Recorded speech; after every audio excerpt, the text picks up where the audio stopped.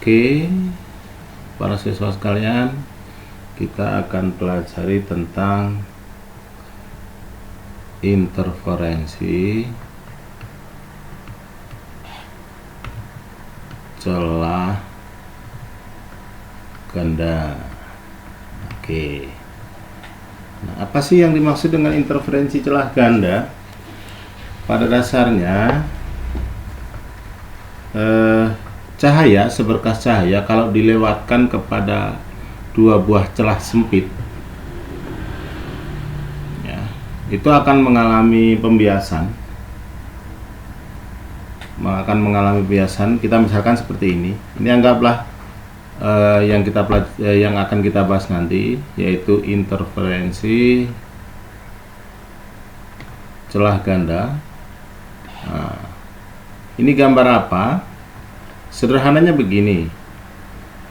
Misalkan ini adalah sinar datang, seberkas sinar datang. Nah, begitu. Kemudian ini ada tanggul penghalang. Ada tanggul penghalang. Ini tanggul penghalangnya. Nah, di dalam tanggul penghalang itu, ini tanggul penghalangnya, ya. Di dalam tanggul penghalang itu ada celah yang kecil sekali, yaitu yang disebut dengan celah sempit. Karena ada dua celah, maka dikatakan celah ganda. Nah, sinar yang tadi datang membentur tanggul penghalang. Nah, di luar ada orang jualan itu, ting ting ting ting ting gitu. Nah, di sini sinar datang tersebut akan menerobos celah sempit ini, ya, akan menerobos celah sempit. Kemudian itu akan dibiaskan seolah-olah menjadi dua buah sumber baru. Misalkan ini dua buah sumber gelombang baru, gelombangnya gelombang cahaya dalam hal ini, dan di sana terjadi pembiasan, ya, terjadi pembiasan. Pembiasan tersebut, kalau di depan di sini diberikan sebuah layar untuk menangkap hasil pembiasannya, ternyata pembiasan yang dihasilkan itu setelah ditangkap oleh layar akan membentuk pola gelap terang. Oh ya, sebelum lupa, yang kita bicarakan di sini adalah untuk sinar monokromatis, ya, kromatis.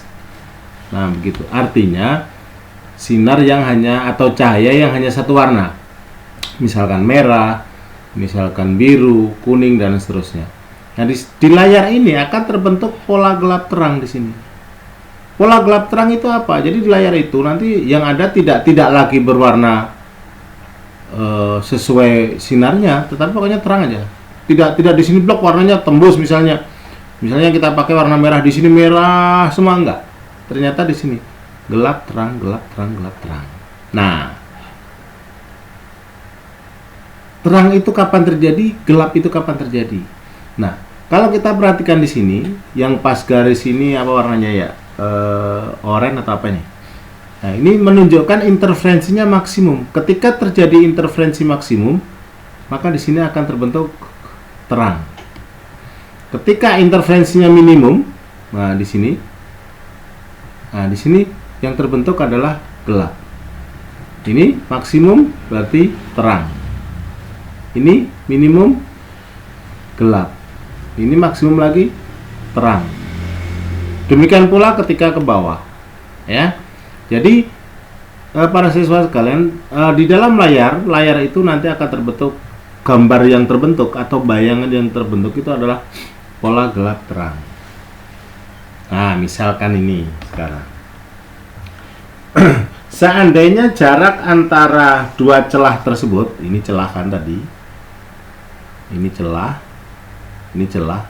Nah, misalkan jaraknya sebesar D. Nah, kita tulis D di sini. Ini jarak antara di sini ke sini. Maaf. Nah, ini jaraknya dua celah itu D, ya. Kemudian jarak antara celah terhadap layar misalnya Lalu jarak antara terang ke terang pusat, terang ke N ke terang pusat, ini terang pusat. Misalnya kita umpamakan apa ya, P. Maka ternyata pola terang itu akan mengikuti persamaan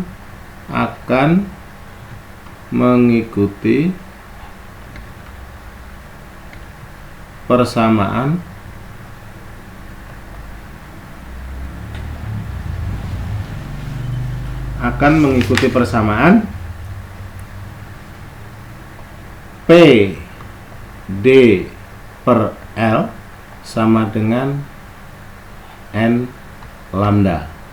Nah, ini P itu adalah jarak antara terang ke N terhadap terang pusat. D itu adalah jarak antar celah. L itu adalah jarak dari celah ke layar. N adalah terang ke N yang ingin kita cari. Sedangkan lambda adalah panjang gelombang. Ya. Jadi P itu adalah jarak apa tadi? Jarak terang ke N ke terang pusat. Nah, kemudian D jarak antar celah. Nah, kemudian L jarak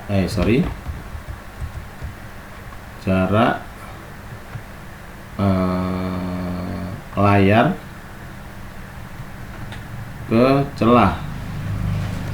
Kemudian apa lagi? Lambda panjang gelombang yang dipakai, misalnya panjang gelombang sinar merah, biru, itu akan beda-beda panjang gelombang. Sedangkan N adalah terang ke N. Nah, itu para siswa sekalian, ya.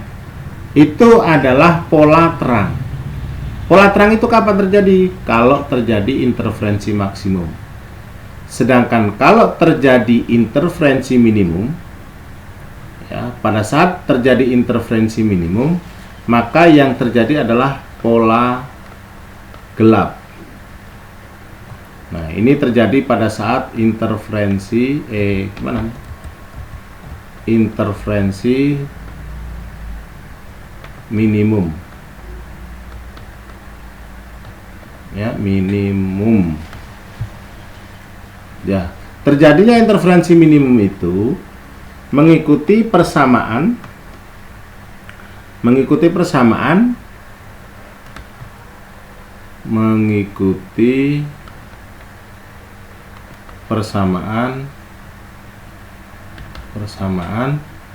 PD per L sama dengan N- setengah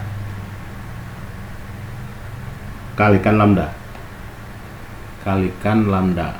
Nah, itu P itu yang PD, L dan seterusnya itu seperti yang tadi, ya. Oke, teman-teman atau peserta siswa sekalian, kita lihat contoh ya. Tapi sebelum ke contoh akan kita buat belakangan. Pastikan dulu, lihat kembali.